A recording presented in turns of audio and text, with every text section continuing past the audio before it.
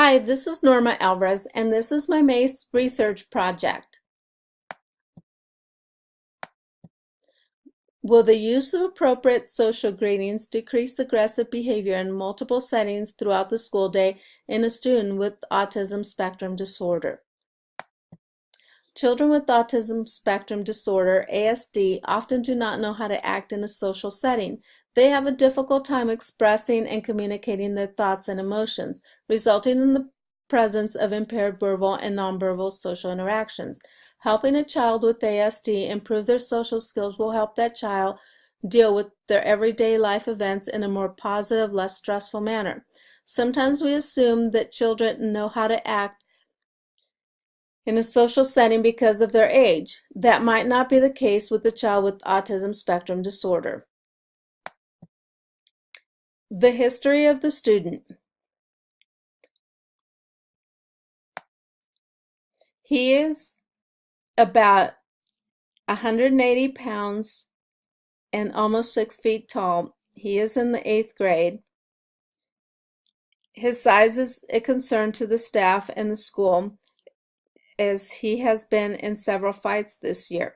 He has injured several students. We are worried that he can get in a fight where the staff is not around to stop the fight, and he could really hurt another student. He has a number of diagnoses. He has been diagnosed with autism spectrum disorder, attention deficit disorder, oppositional defiant disorder, and he is emotionally disturbed along with other medical problems. He also has very limited and cognitive skills. He knows the alphabet. He can also write 3-letter words with assistance. He can recognize numbers up to the number 10. He can add and subtract very basic numbers that are 1 digit. He has a hard time understanding simple directions and has a hard time retaining information. He is very aggressive, and he is also very easily distracted.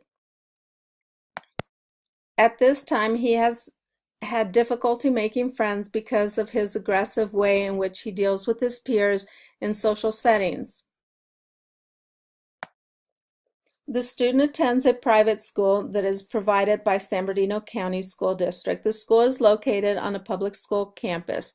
The classroom is set up like regular education classrooms, and with some exceptions. The class sizes are smaller. The maximum amount of students is 16. There is an additional support staff. In addition to a teacher and an aide, there are 3 behavior specialists and an MFT.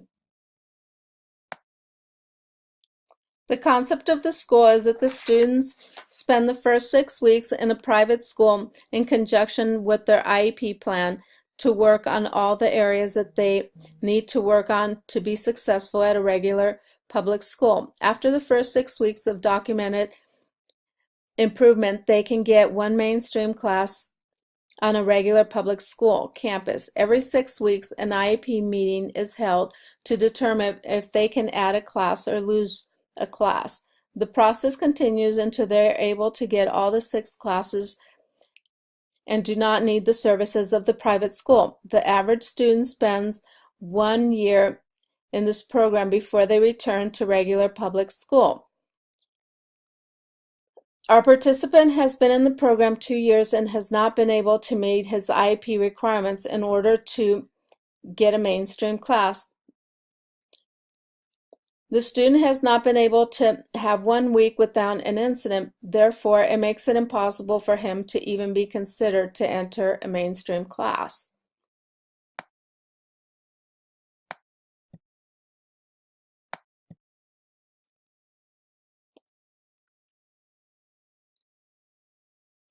The student in the study has problem with eye contact, speaking when he's spoken to. He has a hard time respecting other students' personal space. He has difficulty making friends because of the aggressive way in which he deals with his peers. The purpose of the study is to help a student with ASD improve his social skills. so that he will be able to make friends, so that he will be able to enjoy activities that he has not been able to enjoy because of his poor social skills. Improving his social skills will make his life less stressful. Learning social skills can help with family relations and give him a sense of belonging. Good social skills can improve a child's mental health and overall quality of life. Learning social greetings can help a child with ASD. Children with autism spectrum disorders often have to cope with deficits in communication and social skills. While not all children with ASD have inappropriate social skills, some children do. Some children have temper tantrums in grocery stores, defiant shouts of disagreement, hitting their family members and their friends for whatever appears to be no reason, and ignoring parents are among the most unacceptable behaviors that children display.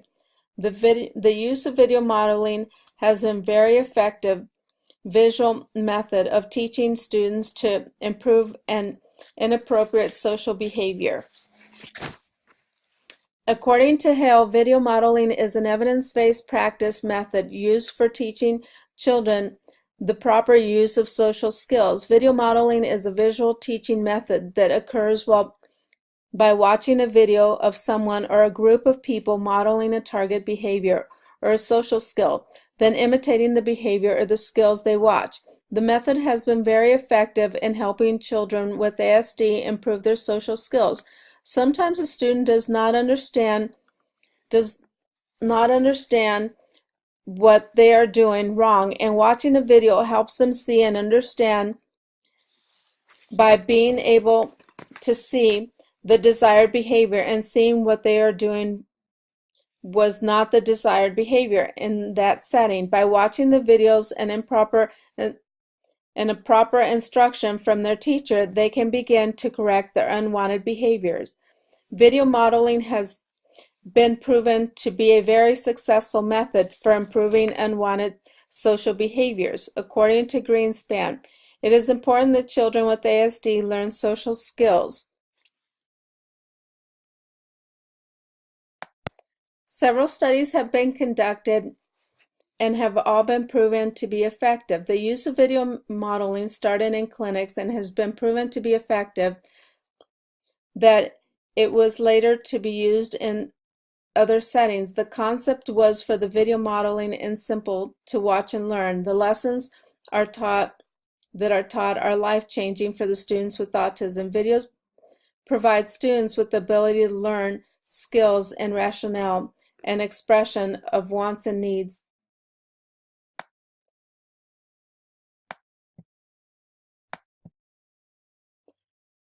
The independent variable. The independent variable is a video modeling program chosen specially for the student to target the behavior, what is believed to be the root of his behavior problem. The dependent variables is the aggressive behaviors.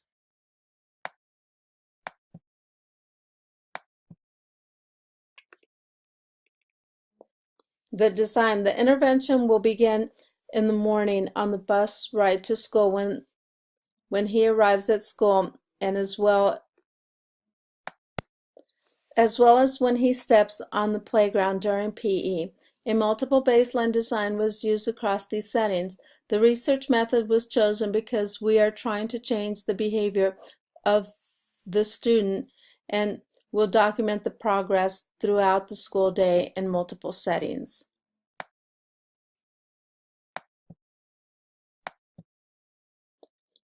The intervention process. First of all, the procedures will start with the introduction of the videos. The second step is to model the process for the participant. Then the third step would be to practice with he or she until the participant understands what is expected of them. The fourth step would be the participant to Then the third step would be to practice with he or she until the participant understands what is expected of them. The next step would be to practice the procedure with peers. Finally, the last step is to see how the participant applies what they have learned on their own, whether that is on the bus or when they arrive at school or when he or she steps on the playground at recess, or otherwise known as PE in the middle school. The observer will begin when the student's day starts on the bus. The points will be given for every step they got correct. Step 2. 1 point for the way they approach the person they want to greet, respecting personal boundaries. 1 point for an appropriate tone of voice. 1 point for looking at the peers in their eyes, and 1 for paying attention to the person that is speaking and they are speaking to. 1 point for a high five or a simple greeting such as a hi.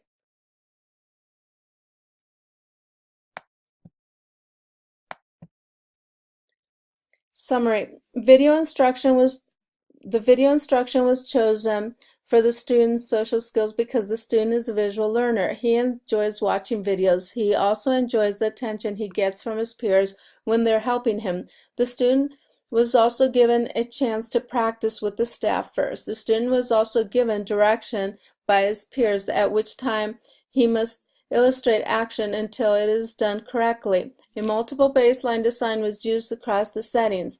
This research method was used because we're trying to change the behavior of the student and will document the progress of the student throughout the school day in multiple settings.